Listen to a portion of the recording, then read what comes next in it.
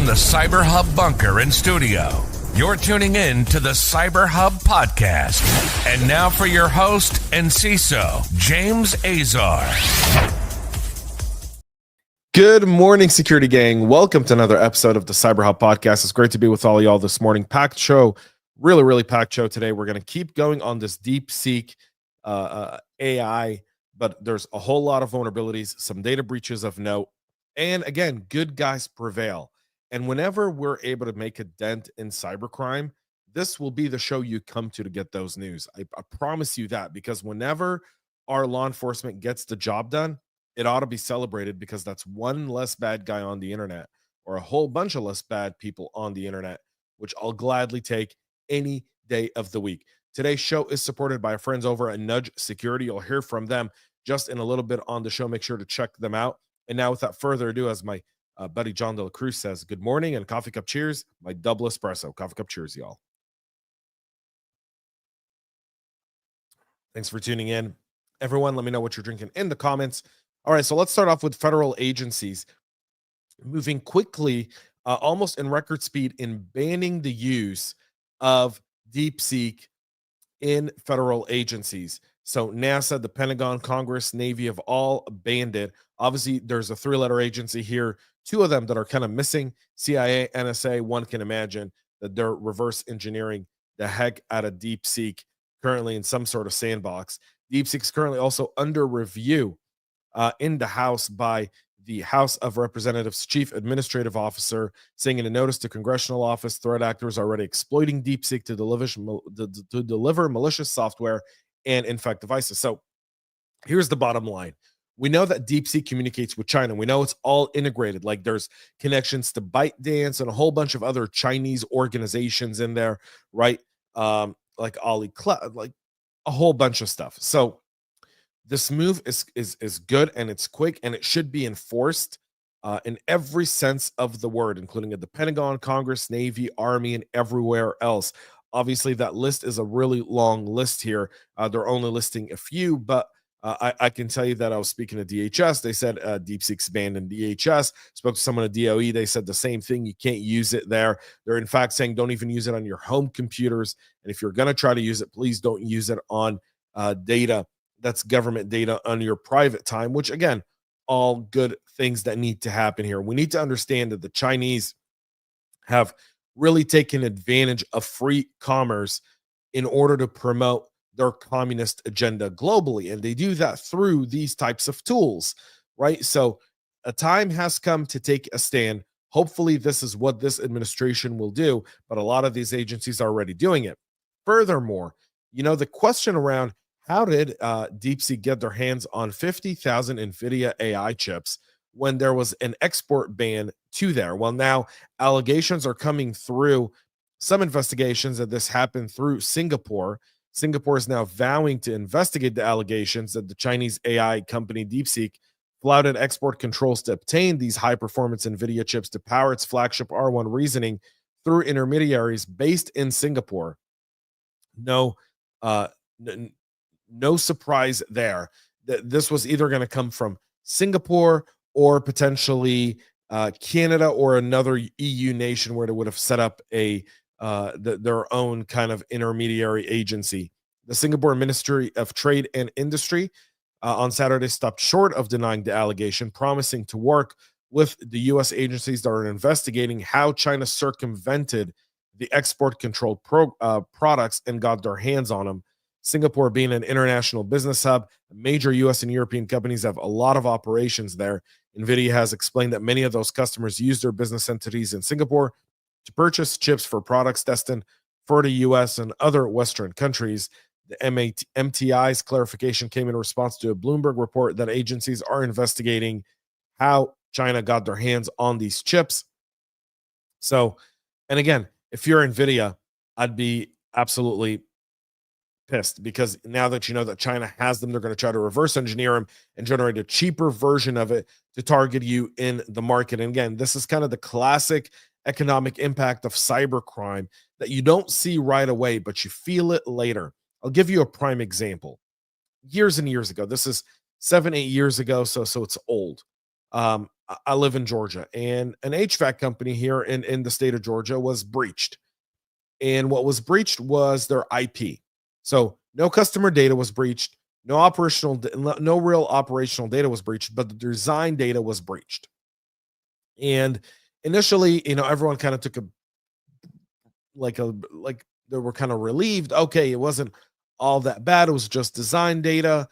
And 2 years later, I was having lunch with one of the the chief executive of that HVAC company here, and he goes, "Yeah." I go, "You look awfully, worried. You seem very tense." And he goes, "Yeah, those designs were sold, and now we have people generating our products for a fraction of the cost, with our build quality and a lot of our IP that's built in there, and trying to compete with us on the market." Now, they had legal repercussions of ensuring that product never made it to the US because it infringed on their IP, and they had, copyrights and a whole bunch of stuff on there, and patents.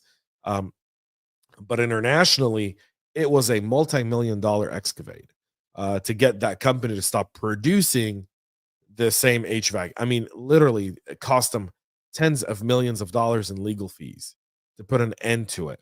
So you don't see it at the very beginning, but it registers at the very, very end. And cybersecurity practitioners, we need to be aware of that cost. That needs to be part of our vocabulary, right? That's the risk we take. That's the risk the organization takes when you look at these types of activities. So Deepseek there as well. But that's not the only thing. So we talked about PyPy yesterday on the show. Well, now we're seeing malicious Python packages offered as resources for integrating Deepseek into software projects. The malicious packages were named Deepseek with 3 E's and Deepseek AI were uploaded to PyPy by a user named BVK on January 29th. Fake packages were detected within minutes by Positive Technologies, and PyPy admins removed them within an hour of their publishing. However, in just a little under an hour, they were downloaded more than 200 times before they were removed, including half of those being from the US. An analysis is showing that Deepseek packages had malicious functions designed to collect user and system data. And so, again, something to keep in mind operationally within the business if you plan to use Deepseek, which, again, if there's a legitimate business purpose and you see the idea of using Deepseek to be competitive and your organization asks you to do it, set the guardrails, build the right way to use it, and also make sure you train your developers to properly vet packages there. And now, folks, before we continue to talk about some data breaches, thanks to our friends over at Nudge Security, here's a message from them on today's show. Hey, security gang, I'm so happy to welcome back Nudge Security to the show. And let's talk a little bit about identity risks, data security risks, and third-party risks, and what do they all have in common? They're made a whole lot worse by SaaS sprawl. Every new SaaS account adds a new identity to secure a new place where sensitive data could end up, and a new vendor risk management assessment you need to complete. Nudge Security addresses those risks at the source, helping you to protect and manage all of your apps, identities, and data anywhere and everywhere where it can happen. It all starts with discovery. Within minutes of starting your free trial, you'll have a full inventory of every SaaS account ever created by anyone in your org, along with insights into authentication methods, app-to-app integrations, vendor risk insights, and more. My team and I did this last summer. It was absolutely mind-boggling what we found. It helped us really kind of put a plan together and start a method of trying to automate security and governance tasks like detecting risks and misconfiguration. It helped us conduct user access reviews and help us offboard employees from specific apps that we didn't even know existed. It freed up our time for a lot more strategic work and vendor security profiles for every app, even Gen AI tools. It helped us do all of that, and it automated it, which I'm a big fan of. Nudge Security is graciously offering everyone a free 14-day trial by going to nudgesecurity.com/cyberhub. That's nudgesecurity.com/cyberhub. The link is in the show notes as well. Go get your free 14-day trial now. Well, thank you to Nudge. And folks, I've got news. There is a security breach.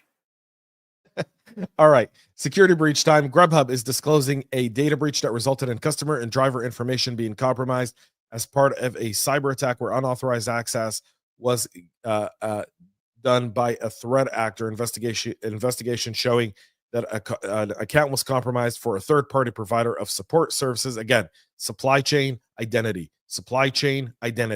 Put those two on a big whiteboard in front of you and just keep them there and look at them.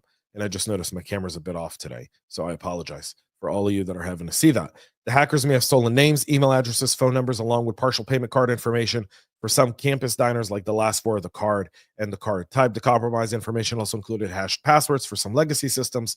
Those passwords have been reset. The company has taken action to improve security. Okay, take action. Let us know what it is, and we'll do that. Also, the Mississippi Electric Utility warning 20,000 residents that they were also compromised and their data was compromised as part of a breach that occurred back in August of last year. The Yazoo Valley Electric Power Association warning customers through social media last year in August that due to software problems, they were unable to process payments. That lasted for about 4 or 5 days. Now they're saying that through an investigation that was done, they found that there was a potentially impacted data to determine the types of information contained herein and to whose information it relates. So that includes some 20,997 victims that are being offered 1 year of identity protection services. Nearly 100,000 people live there. So you can say that they claim that they were able to take social security numbers and obviously all the PII that the utility would have. So something to keep in mind. Let's get into vulnerabilities. There's a lot of those.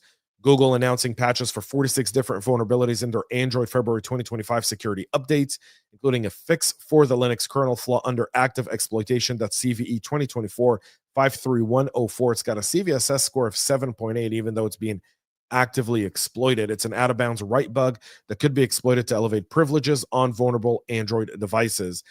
This was disclosed back in November of last year. The issue resides in the Linux kernel UVC video.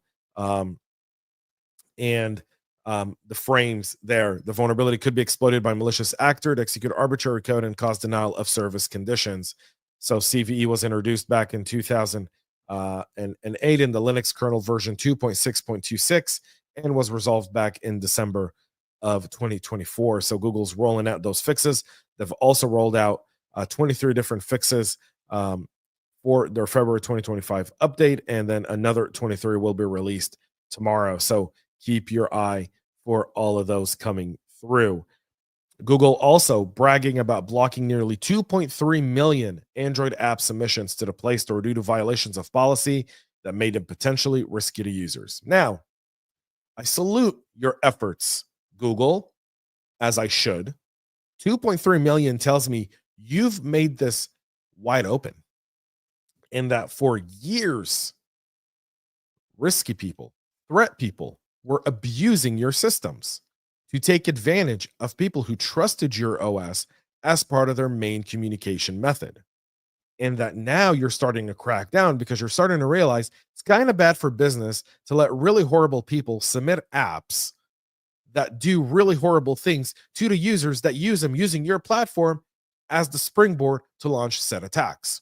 So I salute Google for waking up to what Apple's been saying from the moment they launched the App Store. In addition, 158,000 developer accounts were banned. 158,000. This was the Wild West. Google's putting out these numbers to say we're blocking, we're doing. In 2022, we blocked 1.5 million. This year, we've almost, we've increased it by 50%, 2.2, nearly 2.3 million. What does that tell you? What does that tell you about the Google Play Store and why it shouldn't be trusted? It can't be trusted until Google shows they're serious. These numbers show me that they have a significant problem, and this is probably a drip of water. It's a drop of water in the ocean of apps that exist in the Google Android store. I don't know how many apps are there, but if someone can just real quick Google or go to OpenAI and ask how many apps are listed in the Android App Store, I guarantee you it's like in the tens, if not hundreds of millions of apps that are in there. And this is just a drop in the ocean. So there's that. Today, overnight, they say that the large number of blocked apps are partially attributed to AI assisting human reviews, which was used in 92% of the violating cases. So if they didn't have AI, these numbers would be much lower. Like, just let that sink in there. And this is where Gen AI and AI become really, really, really helpful. So, of course, they've made a really nice graphic with the Google colors. 2.36 policy violation apps from being published were blocked. 158,000 bad developer accounts were banned, and 1.3 million apps from getting excessive, unnecessary access to sensitive user data. Wow. Just wow. Wow. Google's untrusted APK installation blocking system, which was launched as a pilot in Singapore in February, has now been expanded to. And these are all the areas, by the way, where all of this fraud is coming from: Brazil, Hong Kong, India, Kenya, Nigeria, the Philippines, South Africa, Thailand, and Vietnam. Wow. I'm just going to sit that there. Wow. All right. Microsoft also patching 2 critical rated security flaws that impact the Azure AI face service and Microsoft account that would allow a malicious actor to escalate privileges under certain conditions. The flaws are CVE 2025-213-9 or 6 and 21415. 213-9 or 6 has a CVSS score of 7.5, and it's a Microsoft account elevation of privilege vulnerability. And 21415 is an Azure AI face service elevation of privilege vulnerability. And they allow for authentication bypass by spoofing in Azure AI face service, allows an authorized attacker to elevate privileges over the network. Again, authorized attacker. So they've got to have credentials, which if you watch the show enough, you know, not very hard to do. And the interpreter here saying used to be free for all on Google Play. Yep, it might still be. It might still be. And what do we have here? At least 10 over 2 million downloadable apps. 10 over. Yep. Like I said, drop in the ocean. Thank you for your quick work there, the interpreter. We got to send you some swag, buddy. All right. So listen for this. $182 million romance scam. $182 million romance scam that now in Thailand has led to the arrest of the woman that was kind of the operator on behalf of her Nigerian boyfriend. So the Nigerians don't just target Americans. The prince loves everyone. The Nigerian princes and the boyfriends, they love everyone in the world. They're equally open. They're all about diversity. So $182 million in a romance scam. A 52-year-old woman was apprehended by the Thailand Central Investigation Bureau. This scam, details of this scam emerged back in March of 2020. Orothi is accused of opening bank accounts on behest of her Nigerian boyfriend that were allegedly used to launder proceeds of a 6.2 billion baht romance scam. That's $182.8 million romance scam. Detail of the scam emerged back in 2020 when the CFO of a local branch of an eyewear multinational, Cellular Luxottica, was arrested for embezzling company funds. The woman, Chowman Paturity, has been approached on LinkedIn by someone perpetrating to be a U.S. Army doctor working in Afghanistan. The two exchanged 50,000 WhatsApp messages, including requests from the scammer for money supposedly to cover cost of transferring his inheritance to Thailand over 3 months, according to the ABC, that's the Australian Broadcast Corporation. Chowman made 251 transfers to 112 different bank accounts in 17 countries. She was sentenced to 20 years in prison. Orothi was wanted by the police for allegedly being involved in the transnational criminal organization in laundering money. After almost 2 years of being together, the Nigerian boyfriend persuaded the accused to open an account for him to make financial transactions, giving the reason that he's a foreigner himself and can't make financial transactions in Thailand. Police said in May of 2022 that 21 Thais and 2 Nigerians suspects were arrested in Malaysia in relation to the scheme. 182 million. 182 million. And also in Canada, a Canadian man, Terrafilm. All right, I'm kidding. I'm joking. All right, too political. Sorry. All right, Canadian man is being accused of roughly 65 million of stealing roughly $65 million from 2 DeFi protocols. So the DeFi platforms are essentially peer-to-peer financial services. The two are KyberSwap and Indexed Finance, and the decentralized exchange aggregators and operators. In total, he drained 48.4 million in digital tokens from 77 different KyberSwap Elastic liquidity pools and roughly 16.5 million from 2 Indexed Finance liquidity pools. The person is 22-year-old Andine Medjovic, so Eastern European He borrowed hundreds of millions of dollars in digital tokens, which he used to engage in deceptive trading.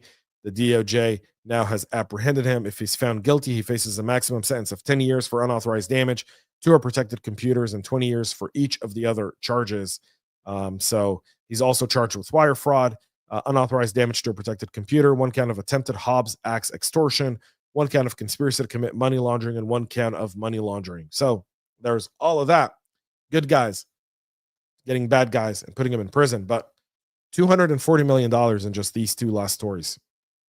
Almost $250 million all in all. Just $250 million just between those 2 scams. Tell me what economy can sustain that. Because there isn't one. Not before it collapses. Right? You can't. Cybercrime has a cost on the economy, on people, and on lives. There's unburdened cost of that. Maybe that'll be my Saturday article this week. Maybe. All right. Thank you all for tuning in. We'll be back tomorrow 9 a.m. Eastern live with all the latest and greatest. And so most importantly, y'all, go check out Nudge Security, subscribe, follow, share, like, comment, and stay cyber safe. Thanks for tuning in.